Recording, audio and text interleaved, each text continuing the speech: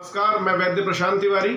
सेतु की इस सीरीज सेतु जो कि ब्रिज है संहिता और क्लिनिकल प्रैक्टिस का, धर्म आयुर्वेद की ये सौगात है आपके लिए कि किस तरीके से संहिताओं के बेसिस पे हम क्लिनिकल प्रैक्टिस करें। उसमें हमने पहला एपिसोड जो लिया था वो जनरलाइज बॉडी पेन यानी कि पूरे शरीर में कैसा दर्द हो, उसके ऊपर से अंगमर्द और वेदना स्थापना, इसके ऊपर हमने एक पहली सीरीज का पहला लेक्चर कंप्लीट किया। उसी सीरीज में जब अगर स्पेसिफिक पेन बॉडी में होने लग जाए, यानी कि जैसे सर का दर्द है, सिर में दर्द होना यानी कि शिरशूल, ऐसी अवस्था ग्रंथ में बताया गया है। शिरशूल की अवस्था को बड़े ब्रॉड स्पेक्ट्रम में अलग अलग रूप से बताया गया है।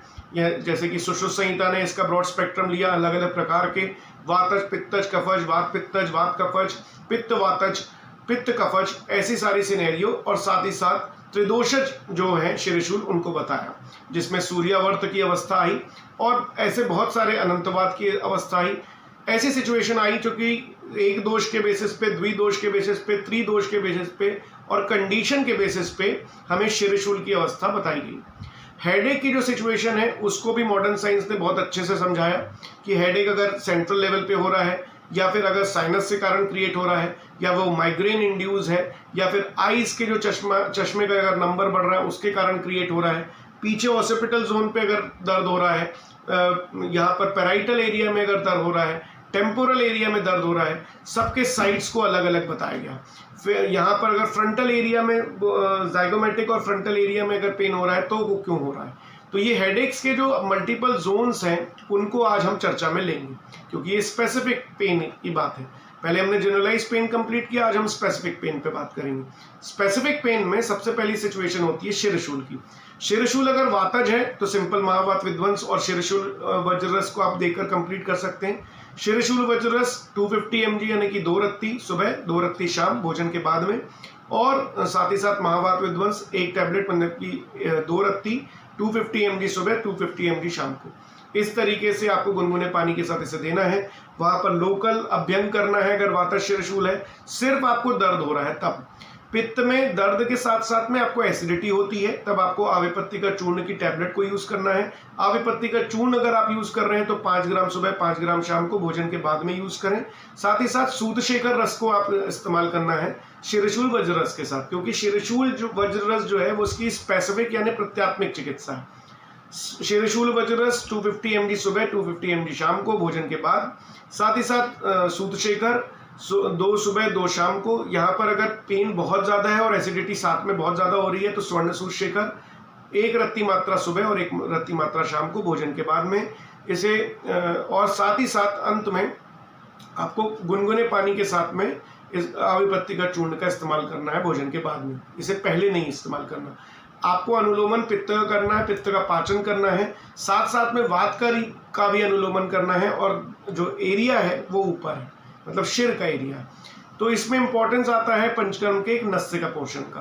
तो आपको अगर वातज शिरशूल हो रहा है तब आपको बला तेल का नस्य देना है। अगर एसिडिटी के साथ में हो रहा है तब आपको वहां पर बला तेल के साथ साथ में चंदन तेल का इस्तेमाल कर देना है।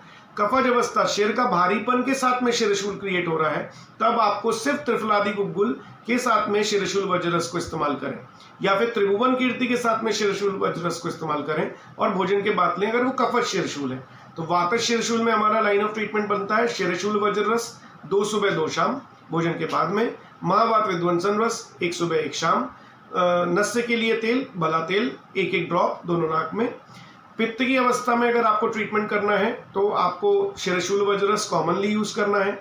जो सेकेंडली यूज करना है वो सूतशेखर या स्वर्ण सूतशेखर 1 सुबह 1 शाम भोजन के बाद में।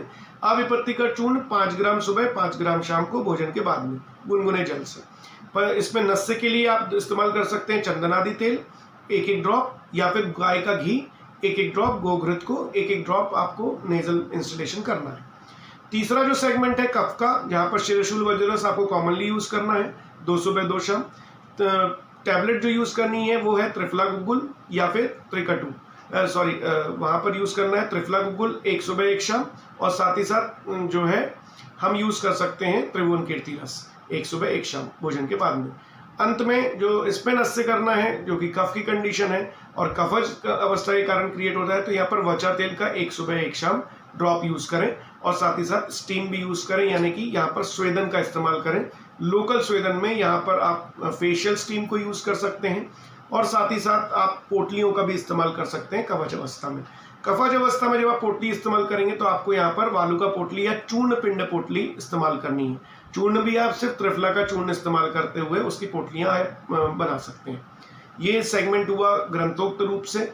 शिरशूल की अलग अलग अवस्था वात पित्त और कफ के हिसाब से। सूर्यवार्त की जो अवस्था होती है जिसमें हमें ये देखना चाहिए कि वहाँ पर डाइटरी सेगमेंट मधुर रस का ज़्यादा इंटेक करना है, तो यहाँ पर तीनों दोषों की दृष्टि हो रही है, तो सूर्यवर्त में हमें शिरशूल वज्ररस को इस्तेमाल करना ही है। यहाँ पर स्वर्ण सूत शेखर का इस्तेमाल करना है और साथ ही साथ वहाँ पर वालुका पोटली का इस्तेमाल करना है। साथ ही साथ नस से यहाँ पर बहुत इंपॉर्टेंट टेक्निक है, यहाँ पर बला तेल नस से आपको एवरीडे करना है। शिरो अभ्यंग करवाना है बला तेल से, और शिरोधारा भी आप इस्तेमाल कर सकते हैं बला तेल की। ये आपका सूर्यवर्त या कॉम्बिनेशन, यानी कि तीनों दोषों की अवस्था अगर आपकी आती है तब। मॉडर्न पॉइंट ऑफ व्यू से अगर आप देखें और आपकी जो पेटेंट मेडिसिन के बेसिस पे अगर आप ट्रीट करना चाहते हैं, तो माइग्रेन के पेशेंट आपके पास बहुत आते हैं। चरक फार्मास्यूटिकल का सिफाग्रेन करके मेडिसिन आता है, उसका नेजल इंस्टलेशन आपको एक सुबह एक शाम को करना है, एक ड्रॉप। साथ ही साथ सिफाग्रेन की टैबलेट 2 टैबलेट सुबह 2 टैबलेट शाम भोजन के बाद में लेना है। हैवी फूड बिल्कुल नहीं देना है, लेकिन मीठा जो है वो मुनक्के के रूप में आपको एवरीडे मुनक्का और अंजीर उस पेशेंट को बहुत ज़्यादा मात्रा में देना है। सूजे का हलवा आपको ज़्यादा लेना है, और जो खोए के जो पदार्थ हैं, खोआ बिल्कुल बंद कर देना है। छेने के रसगुल्ले आप इस्तेमाल कर सकते हैं। साथ ही साथ आपको भोजन में मूंग दाल का इस्तेमाल ज़्यादा करना है, यहाँ पर ज्वार और बाजरे का इस्तेमाल ज़्यादा करना है, गाय का घी का इस्तेमाल ज़्यादा करना है। ये उसके डाइटरी सेगमेंट हुए। यहाँ पर अगर नॉर्मल हेडेक हो रहा है और ऐसी सिचुएशन है, तो बहुत सारे स्टीम के लिए ऑयल्स आयुर्वेद में आते हैं। यूकेलिप्टस का ऑयल आप यूज़ कर सकते हैं हेडेक को दूर करने के लिए। साथ ही साथ में यहाँ पर जो महावात विध्वंस है वो तो हमारे ग्रंथोक्त में है, उसी तरीके से कॉम्बिनेशन मेडिसिन बहुत सारे पेन को कम करने के लिए, स्पेसिफिकली हेडेक को कम करने के लिए जो एकदम स्पेसिफिक मेडिसिन है वो है सिफाग्रेन। उसको आपको हेडेक के लिए स्पेसिफिकली यूज़ करें।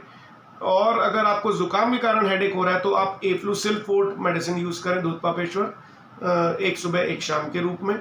सोलिमिक्स में भी बहुत सारे ऐसे सेगमेंट के हैं जो पेन कम करते हैं, तब आप पायरोफ्लेक्स का इस्तेमाल करें, उसके लिनेमेंट को इस्तेमाल करें सिर पे लगाने के लिए।